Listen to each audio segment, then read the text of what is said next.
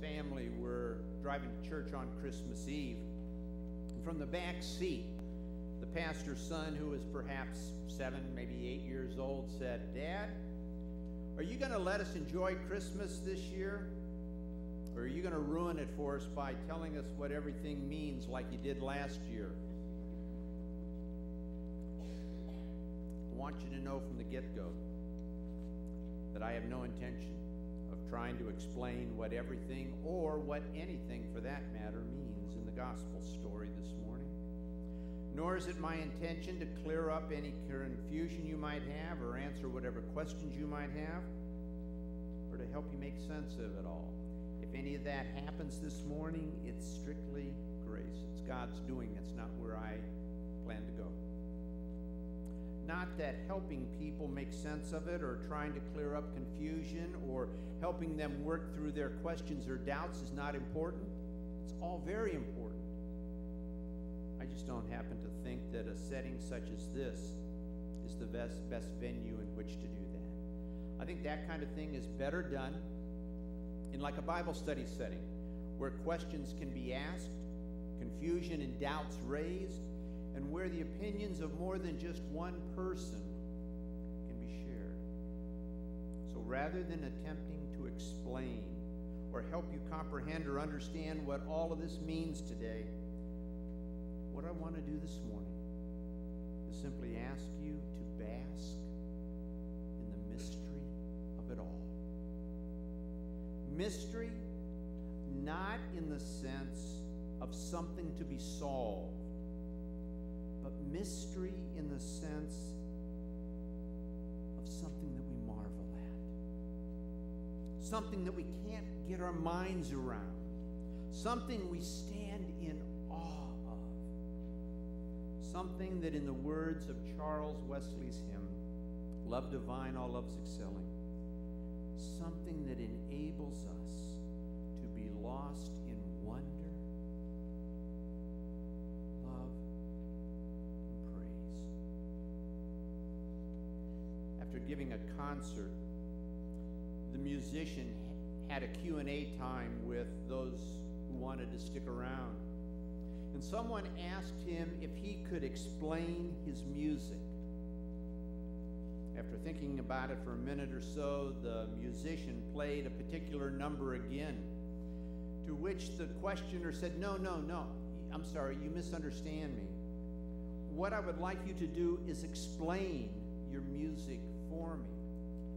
To which the musician replied, "If I could explain it, I wouldn't need to play it." There are some things that are better experienced than they are explained. Case in point. I'm going to give you a definition of something, and let's see if you know what it is I'm defining. Here's the definition: the anatomical juxtaposition of two orbicularis muscles in a state of contraction. You know what that is? It's a kiss. Yeah. A kiss. A kiss is the anatomical juxtaposition of two orbicularis muscles in a state of contraction. At least that's a professor of physiology's definition of a kiss. Now, no offense to professors of physiology, but something kind of gets lost in that explanation, don't you think? A couple of other professors' definitions are a little more on point. According to a professor of economics, a kiss is an event for which the demand is higher than the supply. Whereas a professor of physics might say that a kiss is a contraction of the mouth due to the expansion of the heart. I like that one better. A kiss is an event for which, a kiss is the contraction of the mouth due to an expansion of the heart. One more definition. And if there happen to be any engineers here this morning, please understand these are all meant to be in fun. But according to the website allforhumor.com, a professor of engineering would define a kiss like this. What? I'm not familiar with that term.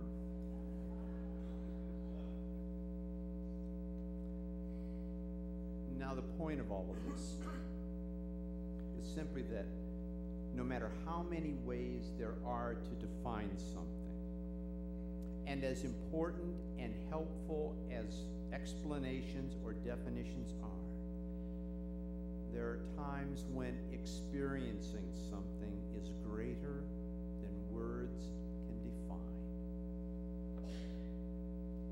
There are times when experiencing something is greater than words can define. It's true of a kiss, and it's true of Christmas. No matter how many ways there are of explaining what Christmas is all about, if we don't experience it, the explanations are about as meaningful as saying a kiss is the anatomical juxtaposition of,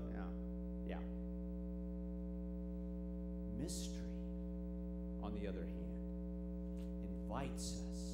It allows us to experience, to live with the wonder and the awe of Christmas.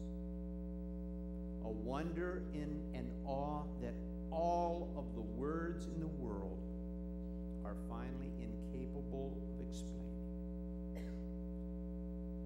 Which is that the great God of all that is, became incarnate in a human being, became in flesh in a human being we know as Jesus.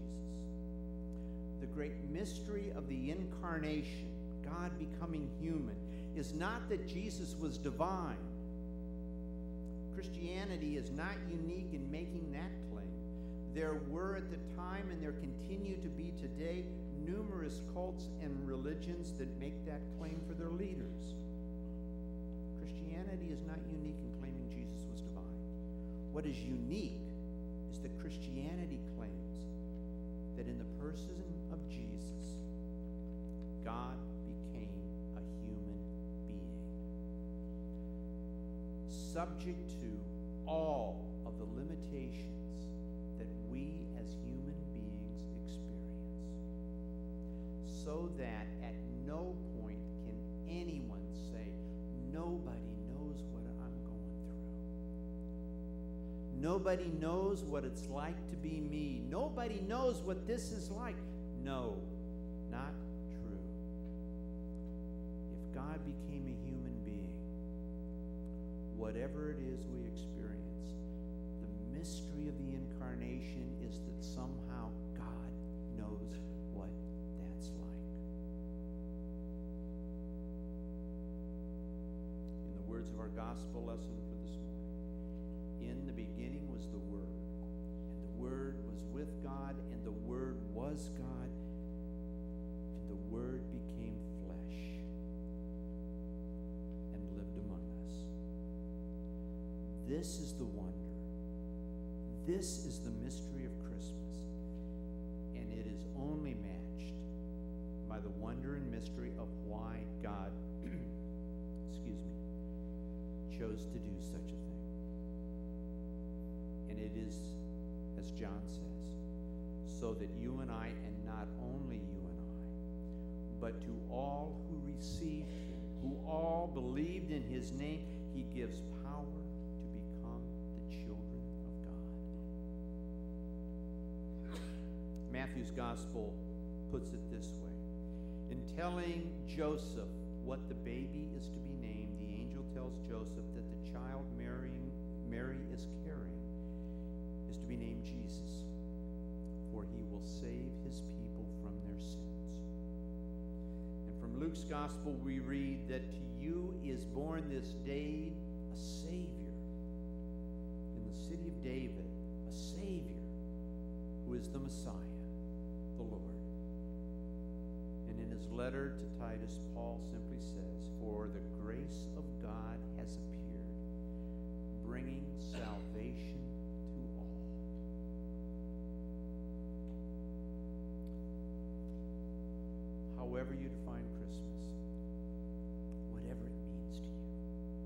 whether you can explain it, whether you get tongue-tied and stammer because you just can't find the right words,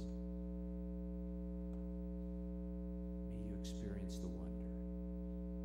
May you experience the awe. May you experience the mystery and the joy of God's